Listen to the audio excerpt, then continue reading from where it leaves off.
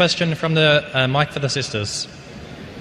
This sister is also very shy. She just doesn't want to come in front or ask it herself.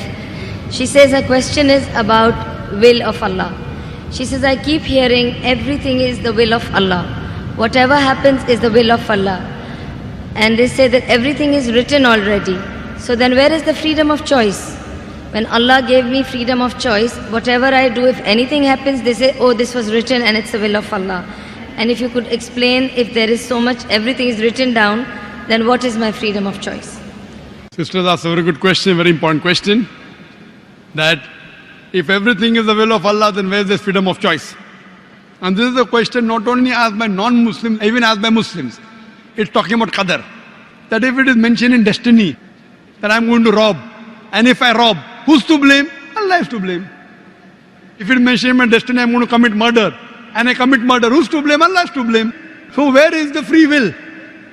So if it is the will of Allah, or if it is mentioned in the destiny, I'm joining both together, then where is the free will? The reply to this question is, it's compulsory that every Muslim should believe in qadar, but you should understand what is the meaning of destiny. For example, if suppose in a classroom, there are 100 students, and when the teacher teaches the students in the classroom at the end of the year, before the examination, the teacher predicts that this student, he will come out first class first. This student, he'll get second class. This student, he will fail. The teacher predicts why? He knows that this student is very studious, always does homework, does extra studies. This average student, second class. That student goes for movies, doesn't do homework, misses the class, predicts that that student will fail. Now once the examination takes place, after the results come out, this student gets first class first, this student gets second class, that student fails. I'm asking you a question. Can the student who has failed, can he blame the teacher that because you have predicted I will fail, I have failed? Who's to blame? The student or the teacher? Who's to blame, the student or the teacher? The student. The teacher predicted. Who's to blame the student? He did not study, he did not do his homework, he used to go for extra movies. So similarly, Allah subhanahu wa ta'ala has given the human being the free will. Allah has told you what is right, what is wrong, but the choice is yours. For example, if you come at a crossroad, there are 4 roads, A, B, C, D. You can choose any. You choose road C. So Allah knows in advance that when you come at crossroad, you will choose road C. So Allah writes, when the person comes at the crossroad, he will choose road C. So it is not because Allah is writing that you are choosing, because you will be choosing, Allah is writing.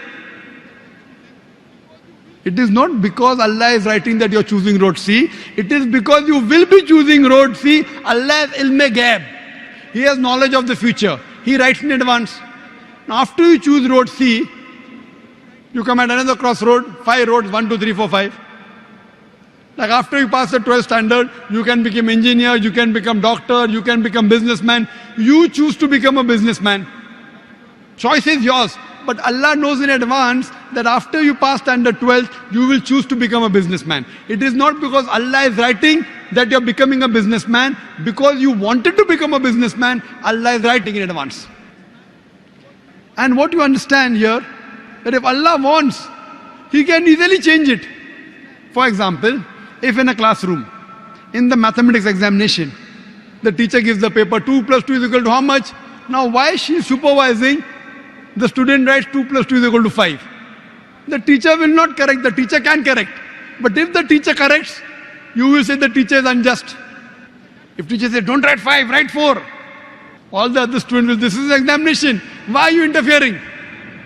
So if Allah wants, He can change. But because He has given you free will, He is letting you take your decision. So this life is a test for the hereafter. As Allah says in Surah Mulk chapter 16 verse number 2, الذي خلق الموت والحياة. It's Allah who has created death and life to test which of you is good in deeds. So this life is a test for the hereafter. Allah has given you and shown you the rules, what is good, what is bad. Then He's given you a free will. It is your choice. Allah does not interfere in your free will. He can if He wants. The Quran says, not even a leaf can fall without the permission of Allah.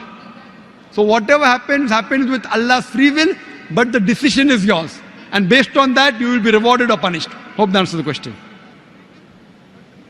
إن أعجبك الفيديو فلا تبخل علينا بلايك أو مشاركة الفيديو مع أصدقائكم، ثم الاشتراك في قناتنا ليصلك جديد الفيديوهات.